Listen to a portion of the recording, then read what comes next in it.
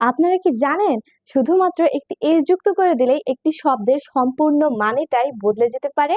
যেমন Wow! ধরুন would, would মানে হচ্ছে কাঠ, কিন্তু উডস মানে হচ্ছে বন।